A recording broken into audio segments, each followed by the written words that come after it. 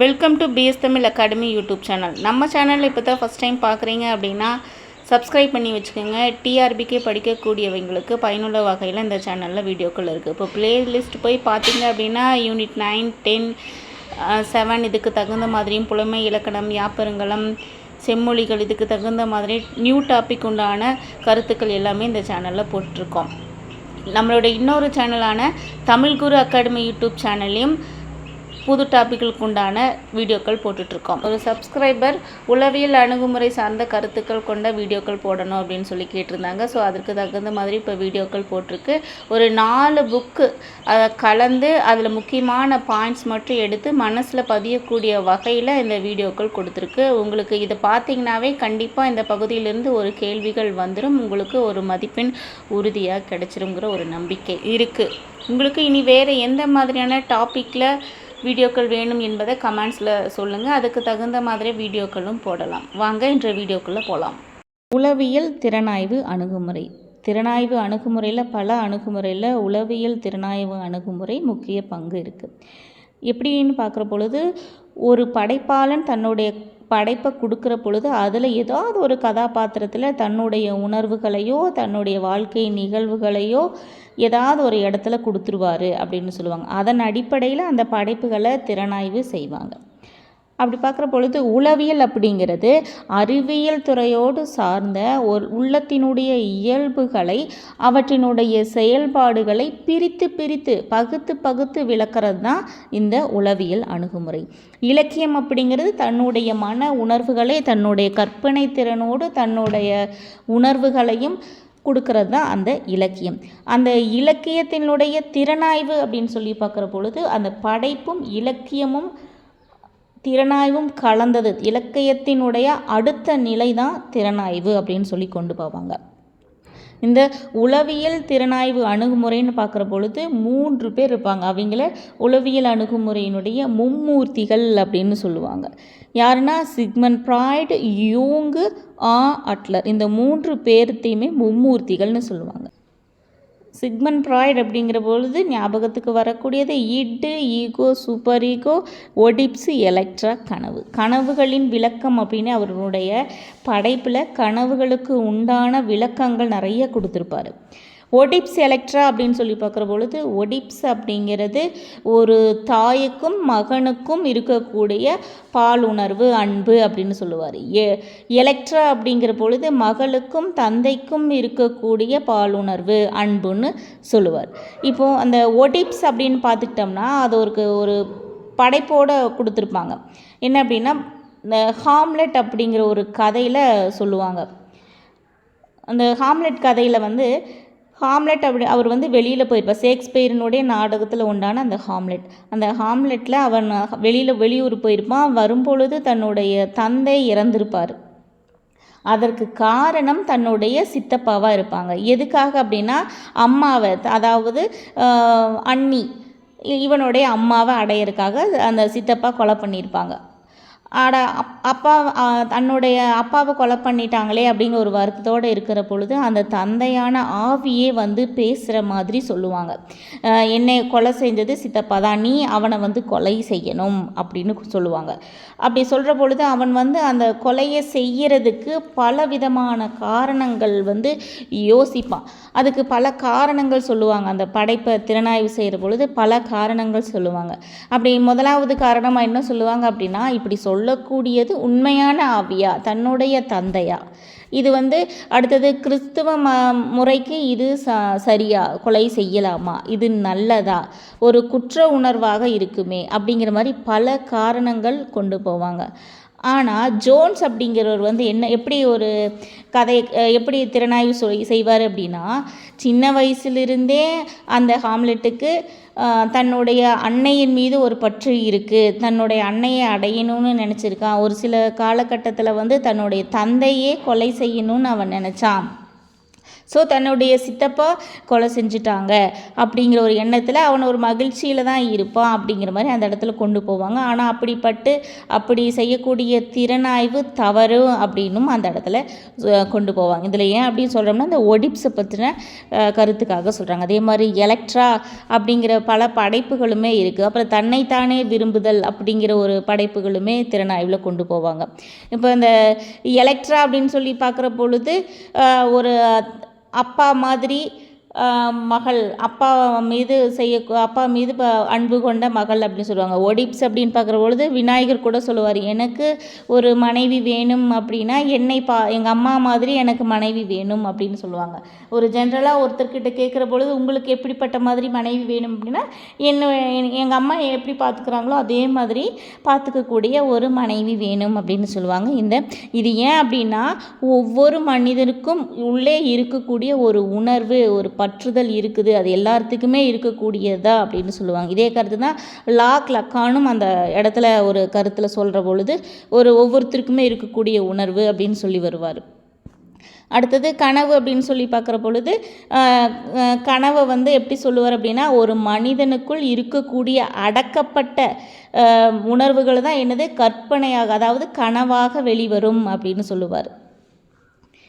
அடுத்தது இட்டு, ego, super ego. இட்டு தான் அந்த ஈகோவையும் சூப்பர் ஈகோவையும் அடக்கி வச்சிருக்கக்கூடியதாக இருக்கும். ஒரு செய்யலாமா வேண்டாமா அப்படிங்கிற பொழுது ஒரு நல்ல நிலைக்கு கொண்டு போகக்கூடியது அந்த இட்டு அப்படின்னு சொல்லுவாங்க. அப்போ அந்த ஈகோ அப்படின்னு சொல்லி பார்க்குற பொழுது நான் அப்படிங்கிற ஒரு முனைப்பு கொண்ட மனத்தை தான் அந்த நடுமனமாக இருக்கக்கூடியது ஈகோ. மேல்மனமாக இருக்கக்கூடியது சூப்பர் ஈகோ. அது தன் முனைப்போடு இருக்கக்கூடிய ஒரு மனம் அப்படின்னு சொல்லுவாங்க. அந்த இட்டு அப்படிங்கிறது அடிமனம், அது மூன்றையுமே கட்டுப்படுத்தக்கூடியதாக இருக்கக்கூடியது அப்படின்னு சொல்லுவாங்க. இது நம்ம சைக்காலஜிலேயே பார்த்துருப்பாங்க. அடுத்தது பார்த்துக்கிட்டோம்னா யூங் அப்படிங்கிறது இந்த சிக்மண்ட் ஃப்ராய்டோடு இருக்கக்கூடிய அவரோடு சேர்ந்து பணியாற்றியவர் தான். அவருடைய கருத்துக்களையும் ஏற்றுக்கொண்டவர் தான். ஆனால் அவர் சொன்ன ஒரு சில கருத்துக்களில் உடன்பாடு இல்லாதவராக இருக்கக்கூடியவர் யூங். முக்கியமாக அந்த குழந்தை பருவக்கால அந்த பால் உணர்வுகளை இல்லை அப்படி இல்லை அப்படிங்கிற ஒரு கருத்துக்களை மறுக்கக்கூடியவர் யூங். அவர் எப்படி கொண்டு போகிறார் அப்படின்னா ஃபஸ்ட்டு பாயிண்ட்டு கூட்டு நனவிழி. அடுத்தது ஒரு மனிதனுடைய மனங்களை அகமனம் புறமனம் அப்படின்னு சொல்லி 2 வகையாக பிரிப்பார். அந்த கூட்டு நனவிழி அப்படின்னு சொல்கிற பொழுது ஒரு மனிதனுக்கு பிறப்பிலே இருக்கக்கூடிய ஒன்று தான் அந்த கூட்டு நனவிழி மனம் அப்படின்னு சொல்லி விளக்கம் கொடுப்பார். அதாவது அது ஒரு மனிதனுடைய காலம், இடம், மொழி, நாடு இதெல்லாம் கடந்து எல்லா மனிதர்கள்கிட்டும் இருக்கக்கூடியது அந்த கூட்டு நனவிழி. இப்போ ஒரு கொஸ்டின் கேட்கலாம், மனசை பிரிக்கிற பொழுது கூட்டு நனவிழி அப்படி குறித்து கருத்துக்கள் கூறியவர்னு கேட்டால் யூங். அடுத்தது அவர் மனசை எப்படி பிரிக்கிறார் அப்படின்னா அகமுகம், புறமுகம். அகமுகம் அப்படிங்கிறது தன்னை ஒடுங்கியவனாக இருக்கக்கூடியவன் அகமுகம். அதாவது தன்னுடைய கருத்துக்களை சொல்லக்கூடியவன் தான் சொல்கிறதுக்கு தயங்குபவன் அந்த அகமுகம். ஆழ்ந்த ஒரே ஒரு சிந்தனையோடவே இருக்கக்கூடியவன். அப்புறம் பார்த்துக்கிட்டோம்னா மற்றவங்கள்கிட்ட தன்னுடைய கருத்துக்களை சொல்கிறதுக்கும் சரி, எளிமையாக பழகிறதுக்கும் சரி, அதே சமயத்தில் ஒரு நம்பிக்கையற்ற தன்மையோடு இருக்கக்கூடியவன் இந்த அகமுகம் உடையவன் அப்படின்னு சொல்கிறாரு. ஆனால் புறமுகம் உடையவன் அப்படிங்கிற பொழுது தன்னுடைய கருத்தை எளிதில் சொல்லிடுவாங்க. அதே சமயத்தில் மற்றவங்க கிட்ட ஈஸியாக பழகிக்குவாங்க. ஒரு நம்பிக்கையோடு இருக்கக்கூடியவன் அந்த புறமுகத்தன்மை கொண்டவன் அப்படின்னு சொல்லி பிரிப்பார். அடுத்தது பார்த்துக்கிட்டோம் அப்படின்னா அட்லர். இவரும் இவங்களுடைய கருத்துக்களில் ஒரு சில மாற்றங்கள் கூறி கொடுக்கக்கூடியவர் தான் அட்லர். அடுத்தது லக்கான். இவர் நனவிழி மனம்தான் மனித இருப்பின் உயிர்ப்பான பகுதி அப்படின்னு சொல்லுவார். எதனால் சொல்கிறாரு அப்படின்னா ஒரு இதை மொழியோடு ஒப்பிட்டு சொல்லுவார். ஒரு சொல்லில் இருக்குது அப்படின்னா ஒரு நல்லவன் அப்படின்னா ஒரு கெட்டவன் அப்படிங்கிற ஒரு சொல் இருக்குது. இரவு அப்படின்னா ஒரு பகல் அப்படிங்கிற ஒரு சொல் இருக்குது. அதே மாதிரி நல்லது அப்படிங்கிற போது கெட்டது அப்படிங்கிற ஒரு மனிதனுடைய மனசில் நினைக்கக்கூடிய நிகழ்வுகளை உணர்த்தக்கூடிய வகையில் மொழியோடு ஒப்பிட்டு சொல்பவர் லக்கான். அது வந்து ஒரு தர்க்கத்துக்கு உட்படாதது, விதிகளுக்கு வந்து அதை விதிகளை போடுறதும் அதுதான், அந்த விதிகளை மீறுவதும் அதுதான் அப்படின்னு அந்த இடத்துல சொல்லுவார். மொழியோடு அந்த நனைவெளி மனத்தை சொல்கிறது பல இலக்கிய திறனாய்வாளர்கள் ஏற்றுக்கொண்டாங்க. அப்படி பார்க்குற பொழுது ஒரு மொழி போலவே எழுத்தாளர்களும் தன்னுடைய படைப்புகளில் படைக்கக்கூடிய கதாபாத்திரங்களும் முழுமையாக எப்படிப்பட்டவங்களாக இருக்காங்க அப்படின்னா ஒரு ஒழுங்கு கொண்டவர்களாக இருப்பாங்க. ஒரு சிலர் ஒழுங்கு கொண்டவர்கள் இல்லாதவர்களாக இருப்பாங்க. அந்த எழுத்துக்களில் இருக்கக்கூடிய மௌனங்கள் தான் அதில் இருக்கக்கூடிய ஒரு உயிர்ப்பான பகுதி அப்படின்னு சொல்லுவாங்க. அதில் தன்னுடைய கருத்தை சொல்கிற பொழுது ஒரு கதையின் மூலமாக தன்னுடைய கருத்தை சொல்லுவார். அந்த எட்கர் ஆலன் போவினுடைய மர்ம கதை அப்படிங்கிற ஒரு கதையை எடுத்துகிட்டு சொல்லுவாங்க. அந்த கதை என்ன அப்படின்னா, ஒரு திருடப்பட்ட கடிதம் அது செஸ் விளையாட்டு மாதிரி இருக்கும் அப்படின்னு சொல்லுவாங்க. என்ன அப்படின்னா, ஒரு கடிதம் கிடைக்கும், ஆனால் அந்த கடிதத்தில் என்ன இருக்குது அப்படிங்கிறது யாருக்குமே தெரியாது. ஒவ்வொருத்தர்கிட்டையும் போயிட்டு வரும் அந்த கடிதம். அப்போ அந்த கதாபாத்திரங்கள்னு சொல்லி பார்க்குறபொழுது ஒரு அரசிக்கிட்ட போகும், அரசன்கிட்ட போகும், மந்திரிக்கிட்ட போகும், அங்கே இருக்கக்கூடிய தலைமை போலீஸ்காரர்கிட்ட போகும், அதை ஆராய்ச்சி செய்யக்கூடிய துப்பறியும் நிபுணர்கள்கிட்ட கூட போகும். ஆனால் அந்த கடிதத்தில் என்ன எழுதி இருக்குது அப்படிங்கிறது யாருக்குமே தெரியாத வகையில் அமையும். இந்த கதையில் பார்க்குற பொழுது அந்த கடிதத்தை திருடக்கூடிய நிகழ்ச்சி பல தடவை அதில் வருது. அதே மாதிரி தான் உளப்பகுப்பாய்வாளர்களும் அந்த மாதிரி திரும்ப திரும்ப நிகழ்வதை பயன்படுத்தி சொல்கிறாங்க அப்படின்னு சொல்லுவார். அந்த மடலில் என்ன வார்த்தைகள் இருக்குது அப்படிங்கிறது தெரியாது, ஆனால் அது அறியப்பட வேண்டிய ஒரு தேவையும் அந்த கதையில் ஏற்படலை அப்படின்னு சொல்லுவார். அதைத்தான் அந்த அரிமனத்திற்கும் நனவிழி மனத்திற்கும் உள்ள தொடர்பும் இப்படித்தான் அப்படின்னு சொல்கிறாரு. ஒரு எல்லா வார்த்தைகள்லையுமே எப்படி இருக்கும், அந்த கதையில் வருவது போல திருடப்பட்ட போலியான வார்த்தைகள் தான். அந்த வார்த்தைகளை ஒருபோதும் யாராலையும் சொல்லிவிட முடியாது. ஆனால் அந்த கதையில் அந்த கடிதத்தில் திறந்து அந்த கடிதத்தை திறந்து அதுக்குள்ளே போய் அதில் என்ன இருக்குது அப்படிங்கிறதையும் அறிந்து கொள்ளவும் முடியாது அப்படின்னு அந்த கதையின் மூலமாக அந்த நனவிழி மனத்தை சொல்கிறாரு லாக்லாக்கான். அடுத்தது படைப்புகள் அப்படின்னு சொல்லி பார்க்குற பொழுது திறனாய்வு முறை அப்படின்னு பார்த்துக்கிட்டோம்னா, உளவியல் திறனாய்வு முறையில் படைப்பாளியை மையம் இட்ட திறனாய்வு, படைப்பின் உட்கூறுகளை மையமிட்ட திறனாய்வு, படைப்பின் புற வடிவம், வாசகரை குறித்த திறனாய்வு. அப்படின்னா படைப்பாளியை மையமிட்டு ஒரு படைப்பாளி ஜெயகாந்தன் எழுதுறாரு, தி ஜானகிராமன் எழுதுறாரு அப்படின்னா அவர்களுடைய படைப்புகள் எப்படி இருக்கும்? ஒரு மூவா படைப்பு அப்படின்னு பார்த்துக்கிட்டோம்னா, அந்த கதையில் ஒரு கதாபாத்திரம் ஒன்று காணாமல் போயிருப்பாங்க, இல்லைன்னா ஓடி போயிருப்பாங்க. ஸோ அந்த மாதிரி படைப்பாளியினுடைய ஒரு மையமாக வைத்து செய்யக்கூடிய திறனாய்வு தான் படைப்பாளியை மையமிட்ட திறனாய்வு. படைப்பின் உட்கூறுகளை மையமிட்ட திறனாய்வு. பாலியல் சார்ந்த கதை அப்படின்னு பார்த்துக்கிட்டாவே கூப்பாராக வந்துடுவாங்க. தி ஜானகிராமன் கதைகள்னு பார்த்துக்கிட்டாலும் மோகமுள்ள நம்ம பார்க்குறோம். இந்த மாதிரி படைப்பின் உட்கூறுகள் மையப்பட்ட திறனாய்வு. அடுத்தது படைப்பின் புற வடிவம் குறித்த திறனாய்வு. அந்த படைப்பில் புறமுகமாக இருக்கக்கூடிய வடிவங்கள் எந்த அடிப்படையில் இருக்குதுன்னு சொல்லி பார்க்கக்கூடிய திறனாய்வு. வாசகரை குறித்த திறனாய்வு. வாசகர்கள் எந்த மாதிரியான கருத்துக்களுக்கு இம்பார்ட்டன்ஸ் கொடுக்குறாங்க அப்படின்னு ஆராயக்கூடிய வகையில் இருக்கக்கூடியது வாசகரை குறித்த திறனாய்வு. இப்போது படைப்பாளியை மையமிட்ட திறனாய்வு அப்படின்னு சொல்லி பார்க்குற பொழுது இப்போ நம்ம முதல்ல பார்த்தோம், மூவாவை பற்றி பார்த்தோம். மூவாவினுடைய கதைகளில் எப்பொழுதுமே ஏதாவது ஒரு கருத்துக்கள் பார்க்குற பொழுது ஒன்று ஓடி போயிருப்பாங்க, இல்லைன்னா காணாமல் போயிருப்பாங்க. ஏன் அப்படின்னா தன்னுடைய வாழ்க்கை நிகழ்வுகளை ஒன்று அவருடைய வாழ்க்கையில் உண்மையாகவே நிகழ்ந்தது காணாமல் போதல். ஸோ அதை தன்னுடைய படைப்பில் ஏதாவது ஒரு இடத்துல கொடுத்துருப்பார். இந்த கல்லோ காவியமோ அப்படிங்கிற படைப்பில் அந்த மங்கை, அந்த அருளப்பரினுடைய வாழ்க்கையில் அந்த மங்கை ஓடி போகிறது தான் என்னது, அந்த ஓடி போதல் அப்படிங்கிற ஒரு நிகழ்வு அந்த இடத்துல கொடுத்துருப்பார். இது என்ன கதை அப்படிங்கிறது எல்லாத்துக்குமே தெரியும், இருந்தாலும் ஒரு சுருக்கமாக நான் சொல்லிடுறேன். அருளப்பன் அவருடைய வீட்டுக்கு மங்கை அப்படிங்கிற ஒரு பெண் வேலைக்காரியாக இருக்கா.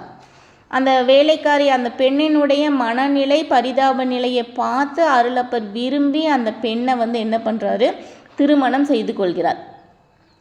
அப்படி திருமணம் செய்து கொள்கிற பொழுது அங்கே எல்லாருமே என்ன பேசுவாங்க, ஊரில் இருக்கிறவங்கள ஒரு மாதிரி பேசுவாங்களா. ஸோ அதே மாதிரி அந்த கதையிலையும் எப்படி கொண்டு போகிறாரு, எல்லாரும் ஒரு மாதிரி பேசுகிறதாகவும் அதையெல்லாம் கடந்து அந்த மங்கையோட வாழ்வதாகவும் இருக்காங்க.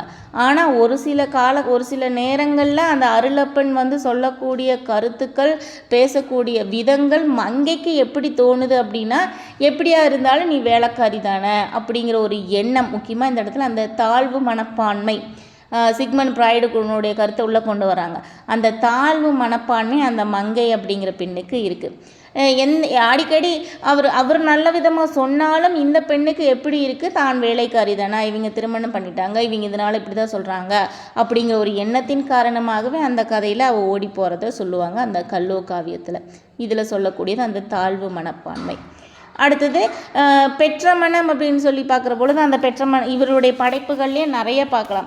அந்த பெற்ற மனத்தில் முனியம்மாவினுடைய கதை, கரித்துண்டில் முக்கியமாக ஃபேமஸான கரித்துண்டில் அந்த நிர்மலா மோகனுடைய கதை, அப்புறம் மண் குடிசை அப்படிங்கிறதுல மெய்யப்பன், இந்த மாதிரி பல கதைகள் அவருடைய மூவாவினுடைய கதைகளில் அது பார்க்கலாம். அடுத்தது பார்த்துக்கிட்டோம் அப்படின்னா அந்த பாலியல் பிரச்சனைகள்னு சொல்லி பார்க்குறபோது நிறைய கதைகள் கொண்டு போகலாம். ஜெயகாந்தனுடைய படைப்பு, தி ஜானகிராமன், லட்சுமி, அப்புறம் ஜெயகாந்தனுடைய ரிஷி மூலம், இந்த மாதிரி நிறைய கொண்டு போகலாம். இப்போ ஃபஸ்ட்டு தி ஜானகிராமனுடைய படைப்புன்னு பார்த்துக்கிட்டோம்னா மரப்பசு சொல்லலாம். அடுத்தது மோகமுல் சொல்லலாம். மரப்பசுல பார்த்துக்கிட்டோம்னா அந்த அம்மணியினுடைய கதாபாத்திரம் எப்படிப்பட்டதாக இருக்கும், அந்த ஒரு யதார்த்தம்னு சொல்ல முடியாது, ஒரு உள்ளுக்குள்ளே ஒவ்வொருத்தருக்கும் இருக்கக்கூடிய ஒரு உணர்வு, அந்த பொண்ணுக்கு வேறு மாதிரி ஒரு உணர்வு இருக்குது அப்படிங்கிற ஒரு கருத்தை அந்த திறனாய்வில் சொல்லுவாங்க. என்ன அப்படின்னா, அந்த பெண்ணுக்கு எல்லா ஆண்களையும் தொட்டு பார்க்கணும் அப்படிங்கிற ஒரு எண்ணம். அந்த எண்ணம் இந்த சைக்காலஜி பிரகாரம் கருத்துக்களை விளக்கிட்டு வரும் பொழுது எப்படி சொல்லுவாங்க அப்படின்னா, இது ஒவ்வொருத்தருக்குள்ளும் இருக்கக்கூடிய எண்ணம். அது அந்த எண்ணங்கள் ஒவ்வொருத்தருக்கும் வேறுபடும். இந்த கதாபாத்திரத்தில் இப்படி கொடுத்துருக்கிறது ஒரு நேச்சரான இது அப்படின்னு சொல்லி அந்த உளவியல் திறனாய்வு அணுகுமுறையில் அந்த கதையினுடைய கருத்தை முடிப்பாங்க. அடுத்தது பார்த்துக்கிட்டோம்னா மோகமுல்ல அந்த பாபுவும் யமுனாவும் அவங்களுடைய கதை அப்படின்னு சொல்லி பார்க்குற பொழுது அந்த பாபு சின்ன பையனாக இருப்பான், ஒரு 3 வயசு பையன் அப்படின்னா, அந்த யமுனா 15 வயது பெண்ணாக இருப்பாள். அந்த பையனை கையில் எடுத்து வச்சு கொஞ்சிட்டு இருப்பாள். அவளுக்கு ஒரு 30-35 வயசு ஆகிற பொழுது திருமணம் ஆகாது. திருமணம் ஆகாமல் ஒரு 40 வயசில் இருப்பாள். அவன் ஒரு 25-28 வயசில் இருப்பான். அந்த பெண்ணினுடைய பரிதாப நிலையை பார்த்து திருமணம் செய்து கொள்ளணும் அப்படிங்கிற ஒரு எண்ணம் அந்த பையனுக்கு ஏற்படும். ஆனால் இந்த காலகட்டத்தில் அவர் மோகமுள்ள அந்த இடத்துல கருத்தை எப்படி கொண்டு போய் முடிப்பார் அப்படின்னா, அவங்களுக்கு திருமணம் என்ன செஞ்சாங்களா என்ன அப்படிங்கிறது சொல்லாமல் ஒரு திருமணம் செஞ்சு வாழ்கிறாங்க அப்படின்னு சொல்லி ஒரு கதையை ஒரு மாதிரி முடிப்பார். ஏன் அப்படின்னா, சமூகத்தில் இது ஏற்றுக்கொள்ளப்படுமா அப்படிங்கிற ஒரு கருத்தை நினச்சிட்டு அந்த கதையை படைச்சிருப்பார். அடுத்தது பார்த்துக்கிட்டோம்னா முக்கியமாக நம்மளுடைய டாப்பிக்கில் பார்க்குற பொழுது இந்த பாலியல் பார்த்துட்டோம். அடுத்தது பழியாதல் அப்படிங்கிறது பலியாடு அப்படின்னு சொல்லி சைக்காலஜியில் பார்ப்போம். நமக்கு எவன்டா ஒருத்தன் கிடச்சா அதை கொண்டே அவன் மேலே தூக்கி போடுவோம் அப்படின்னு சொல்லி படிப்போம். அதில் பார்க்குற பொழுது அந்த உணவு, அந்த ஜெயகாந்தனுடைய யாருக்காக அழுதான் அப்படிங்கிற ஒரு கதையில் சொல்லியிருப்பார். என்ன அப்படின்னா, அந்த உணவு விடுதியில் இருப்பான் ஜோசப்பு அப்படின்னு சொல்லுவாங்க. அந்த ஜோசப் அந்த இடத்துல இருக்கிற போது ஒரு சேட்டு நைட்டு தங்க வருவார். அந்த ஒரு 3 ரூபாய், அந்த 3 ரூபா திருட்டு போயிடும். அப்போது அந்த 3 ரூபா திருட்டு போயிடும். அந்த பழியை யார் மேலே போடுவாங்க அப்படின்னா, ஜோசப்பு மேலே போட்டுருவாங்க. இதில் என்ன அப்படின்னா, அந்த காசு எங்கேயோ அவங்கக்கிட்டே கொடுத்துருப்பாங்க, உணவு விடுதிக்காரர்கிட்டயே அந்த சேட்டு கொடுத்துருப்பாங்க. ஆனால் அதை அவர் மறந்துடுவார். ஆனால் அந்த பழி யாருக்கு விழுகும் அப்படின்னா, ஜோசப்புக்கு விழுகும். இதை தான் இந்த இடத்துல இந்த பழியாதல் அப்படிங்கிற அந்த சைக்காலஜி பிரகாரம் அந்த கதையில் கொண்டு போவாங்க. இந்த கருத்து அந்த இடத்துல இருக்குது அப்படின்னு சொல்லி கொண்டு போவாங்க. அடுத்தது இன்னொரு பழியாதல்னு பார்த்துக்கிட்டோம்னா, நம்மளுடைய சிலப்பதிகாரத்தில் சொல்லுவாங்க. எனக்கும் அரசிக்கும் ஊழல் காரணமாக வெளிவரும் பொழுது கோவலனுடைய அவன் என்ன செஞ்சான் எது செஞ்சான் விசாரிக்காமல் என்ன பண்ணுறது, கொலைக்களத்தில் கொலை செஞ்சு அதை கொண்டு வா அப்படின்னு சொல்லி அரசன் சொல்கிற மாதிரி சொல்லுவாங்க. இதுக்கு காரணம் என்ன அப்படின்னா அந்த பாலியல் உணர்வு பிரச்சனை அப்படின்னு சொல்லி கொண்டு போவாங்க. அந்த நோக்கில் அதை பார்க்குற பொழுது இன்னொன்று என்ன அப்படின்னா அவனுடைய ஊழ்வினை அப்படின்னு சொல்லி உள்ளே கொண்டு போவாங்க. ஸோ ஆனால் இந்த இடத்துல பார்க்குற பொழுது அந்த பாலியல் பிரச்சனை, இந்த பாலியல் உணர்வு அப்படிங்கிறது சமூகத்தையே மாற்றக்கூடிய உணர்வாக இந்த உளவியல் அணுகுமுறையாளர்கள் சொல்லுவாங்க. பாலியல் பிரச்சனையில் மாற்றப்படும், சமூகத்தையே மாற்றப்படும் அப்படிங்கிறது இன்னொரு படைப்பிலும் பார்ப்போம். சீவக சிந்தாமணியில் சச்சந்தனுடைய நிலை, தன்னுடைய விசையை மீது காதல் கொண்டதுனாலேயே தன்னுடைய நாட்டை எப்படி ஆளணுங்கிறதையே மறந்து தன்னுடைய நாட்டையே இழக்கக்கூடிய நிலைக்கு கொண்டு போனது என்ன அப்படின்னா அந்த பாலியல் அப்படிங்கிற மாதிரி சொல்லுவாங்க. ஸோ அது மாற்றிடும் அப்படின்னு சொல்கிறாங்க. அடுத்தது மோகமுள் யாருக்காக அழுதான்னு பார்த்தாங்க. அப்புறம் இன்னொன்று பார்த்தோம், அந்த லட்சுமி தேடிக்கொண்டே இருப்பேன் அப்படிங்கிற ஒரு நாவல்லையும் அந்த இடத்துல கொடுத்துருப்பாங்க. ஜெயகாந்தனுடைய ரிஷி மூலத்தில் அதை கருத்தில் அது பாலியல் பிரச்சனைக்குன்னு சொல்லி பார்க்குற பொழுது அந்த ராஜாராமன் அப்படிங்கிறவன் ஒரு மகன், அவனுடைய தந்தையினுடைய நண்பன், அவருடைய மனைவி சாரதா மாமின்னு ஒரு பெண் இருப்பாங்க. அந்த பெண்ணின் மீது ஒரு பாலியல் உணர்வு இருக்கும், அந்த பெண்ணை அடையணும் அப்படின்னு சொல்லி அந்த ராஜாராமன் நினைப்பான். அந்த பெண்ணையும் அடையுமா, அந்த மாதிரி அந்த ரிஷி மூலத்தில் கொண்டு போவாங்க. மறுபடியும் அவன் என்ன ஆவான், ஒரு முனிவராக போவான், யோக நிலைக்கு போவான் அப்படின்னு சொல்லி அந்த கதையை முடிப்பாங்க. இந்த மாதிரி அந்த பாலியல் பிரச்சனையில் கொண்டு போவாங்க. அடுத்தது குற்றம் சாற்றப்படலுக்கு இதுவும் சொல்லலாம். அப்புறம் பழியாதல் அப்படின்னு சொல்கிற பொழுது இயேசுநாதரை பற்றி சொல்லுவாங்க. ஒரு மக்களுக்காக தன்னை இழத்தல் அப்படின்னு சொல்லி கொண்டு போவாங்க. பழியாதல் அப்படிங்கிற பொழுது ஒருத்தருக்காக பலியாகுதல், பலருக்காக பலியாதல் அப்படின்னு சொல்லி பார்க்குற பொழுது இயேசுநாதரை சொல்லுவாங்க. பலர் நலன் பெறணும் அப்படிங்கிறதுக்காக தானாக முற்பட்டு உள்ளே போய் அந்த இறப்பை தேடுதல் தான் அந்த பலியாதல் அப்படின்னு சொல்லுவாங்க. உளவியல் என்ன அப்படின்னு பார்த்தோம், இலக்கியம் அதில் திறனாய்வு முறை எப்படி இருக்குன்னு பார்த்தோம். அடுத்தது மும்மூர்த்திகள் சிக்மண்ட் ஃப்ராய்டு, யூங்கு, அடுத்தது அட்லர் 3 பேர்த்தையும் படுத்தோம். அடுத்தது லக்கான் சொல்லக்கூடிய கருத்துக்கள், மனித இருப்பின் உயிர்ப்பு பகுதி அப்படிங்கிறது முக்கியமாக எதன் அடிப்படையில் ஒரு உளவியல் அணுகுமுறை பார்க்குறாங்க அப்படின்னா இந்த 4 முறையில் படைப்பாளியை மையமிட்ட திறனாய்வு, அடுத்தது படைப்பின் உட்கூறுகள் மையமிட்ட திறனாய்வு, படைப்பின் புறவடிவம் குறித்த திறனாய்வு, வாசகரை குறித்த திறனாய்வு. இதில் முக்கியமாக இன்னொன்று சொல்லணும் என்னென்னா ஒத்துணர்வு, அடுத்தது நனவோடை, இந்த 3மே இந்த உளவியல் அணுகுமுறையில் இருக்குது அப்படின்னு சொல்லுவாங்க. ஒரு பாரதி அப்படின்னு சொல்லாவே நம்ம ஒத்துணர்வு அப்படின்னு சொல்கிற போது பாரதியார் முக்கியமாக முன்னாடி வருவார். என்ன அப்படின்னா ஒரு படைப்பை எழுதுறதுக்கும் சரி, ஒரு மற்றவர்களுடைய மனநிலையில் இருந்து அதை சொல்லக்கூடியது அந்த ஒத்துணர்வு. அவருடைய படைப்புகள் பார்த்துக்கிட்டு அப்படின்னா அந்த மாதிரி தான் இருக்கும். அடுத்தது நனவோடை, அப்புறம் பின்னோக்கு உத்தி அப்படின்னு சொல்லி பார்க்குற பொழுது பின்னோக்கு உத்தினா அப்படியே நேராக போகும், தன்னுடைய நிகழ்வுகள் நடந்துக்கிட்டே போகிற மாதிரி போகக்கூடியதை பின்னோக்கு உத்தி. ஆனால் நனவோடை அப்படிங்கிறது முன்னும் பின்னும் இருக்கக்கூடிய வகையில் அந்த நனவோடை முறை அமையும். நனவோடை முறை அப்படின்னு சொல்லி பார்க்குறபொழுது சிசு, செல்லப்பா, லாசாரா, மௌனி இவங்களுடைய படைப்புகளில் இந்த கருத்துக்கள் அதிகமாக இருக்கிறத பார்க்கலாம்.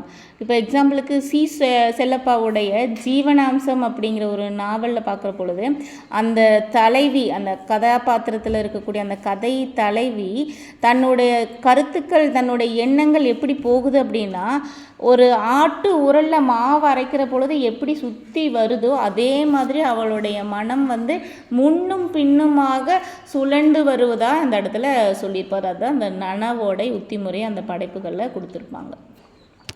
அடுத்தது பாலியல், பழியாதல், குற்றம் சாட்டப்படல், இதெல்லாம் பார்த்தோம். இந்த வீடியோ உங்களுக்கு பயனுள்ள வகையில் இருக்குதுன்னு நினைக்கிறேன். லைக் பண்ணுங்கள், சப்ஸ்கிரைப் பண்ணிக்கோங்க. தேங்க்யூ.